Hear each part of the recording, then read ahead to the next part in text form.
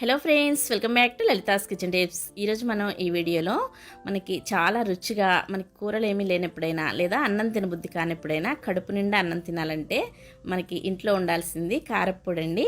ఈ కారప్పొడిని పర్ఫెక్ట్గా మంచి టేస్ట్ వచ్చేలాగా ఇంకా స్టోర్ ఉండేలాగా ఎలా చేసి పెట్టుకోవాలనేది నేను చూపిస్తాను. ఇది వేడన్నంలో కొంచెం నెయ్యి వేసుకొని కలుపుకొని తింటే చాలా బాగుంటుంది. ఇడ్లీలో అయితే ఇంకా చెప్పక్కర్లేదు. ఈ కారప్పొడిని చివరి వరకు మీరు కూడా చూసి తయారు చేసి మీకు ఎలా కుదిరిందో కూడా కామెంట్ చేయండి.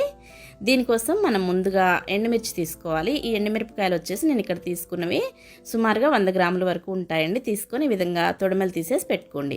తొడమలు తీసేసి ఈ విధంగా మధ్యకి విరిచేసి పెట్టుకోండి. ఇలా మధ్యకి విరిచేసి వేయించుకుంటే మనకి లోపల వరకు గింజలన్నీ కూడా బాగా వేగేసి మనకి కారప్పొడి చాలా రుచిగా ఉంటుంది. ఇలా తుంచేసి పెట్టుకోండి. ఇలా కొంచెం గింజలు ఎక్కువగా ఉండేవి తీసుకుంటేనే మనకి క్వాలిటీ కలర్ తీసుకుంటేనే ఈ కారప్పొడి అనేది బాగుంటుందండి. ఇలా చేసి పక్కన పెట్టేసుకోండి. ఇప్పుడు మనం స్టవ్ వెలిగించుకొని ఒక ప్యాన్ పెట్టుకొని దీంట్లోకి ఒక వెల్లుల్లిపాయను ఒలిచేసి వెల్లుల్లి రెబ్బల్ని వేపుకుందాము.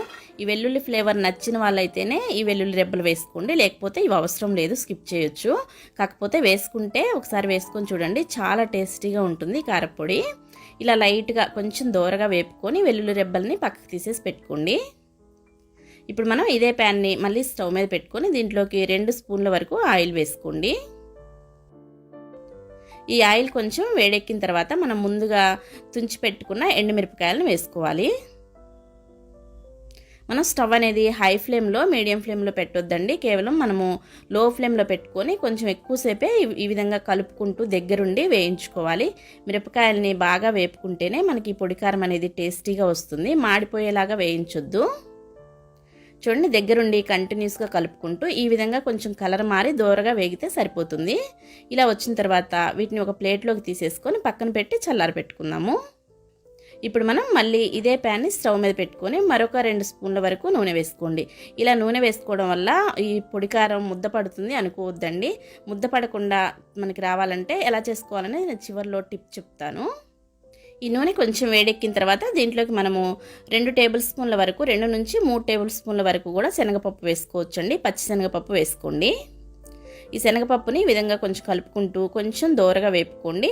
ఇది కొంచెం లైట్గా వేగిన తర్వాత దీంట్లోకి మనం ధనియాలు వేసుకోవాలి. ధనియాలు నేను ఇక్కడ ఒక పావు కప్పు వరకు వేస్తున్నాను. అంటే మనకి 4 నుంచి 5 టేబుల్ స్పూన్ల వరకు ఉంటాయి. పొడికారంలో ధనియాలు ఎక్కువ వేసుకున్నా చాలా బాగుంటుంది.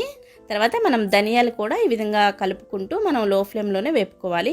ఈ వేపుకునేవన్నీ కూడా మనకి చక్కగా దగ్గరుండి మంచిగా వేపుకుంటేనే మనకి కారం టేస్ట్ ఉంటుందండి. ఇలా ధనియాలు కొంచెం వేగిన తర్వాత ఇప్పుడు మనం దీంట్లోకి చివర్లో జీలకర్ర వేసుకోవాలి. జీలకర్ర 1 నుంచి 1.5 టేబుల్ స్పూన్ వరకు వేసుకోండి. తర్వాత మనం అన్నీ కూడా ఈ విధంగా కలుపుకుంటూ మనం వేసుకున్న శనగపప్పు, ధనియాలు, జీలకర్ర మొత్తం కూడా బాగా కొంచెం కలర్ మారి ఈ విధంగా దూరగా వచ్చే వరకు లో ఫ్లేమ్లోనే దగ్గరుండి ఇలా కంటిన్యూస్గా కలుపుకుంటూ వేపుకోండి. చూడండి, అన్నీ కూడా బాగా దూరగా బాగా వేగాయి కదా. ఇలా వేగిన తర్వాత ఇప్పుడు మనం దీంట్లోకి చింతపండు వేసుకోవాలి.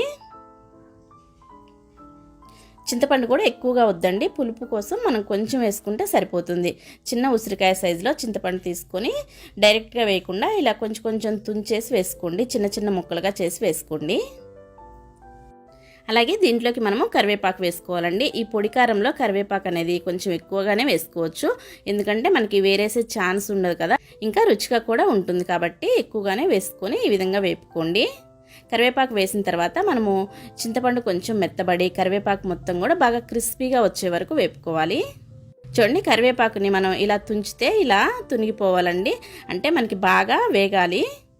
ఇలా కరివేపాకు కూడా వేగిన తర్వాత మనం ఇప్పుడు స్టవ్ ఆఫ్ చేసేసుకొని ఇది తీసేసి పక్కన పెట్టి చల్లారి పెట్టుకోవాలి. మనం ముందుగా వేయించి పెట్టుకున్న ఎండుమిరపకాయలు పూర్తిగా చల్లారిపోయాయండి. వీటిని మనం ముందుగానే మిక్సీ పట్టుకోవాలి, ఎందుకంటే లోపల ఉన్న గింజలు అవన్నీ కూడా బాగా మెదుగుతాయి. ఇలా ఒక మిక్సీ జార్ తీసుకొని మిక్సీ జార్లోకి వేసుకోండి. తర్వాత దీంట్లోకి 2 నుంచి 2.5 టేబుల్ స్పూన్ల వరకు కల్లు ఉప్పు వేసుకోండి, లేదా మీ టేస్ట్కి తగ్గట్లుగా వేసుకోండి.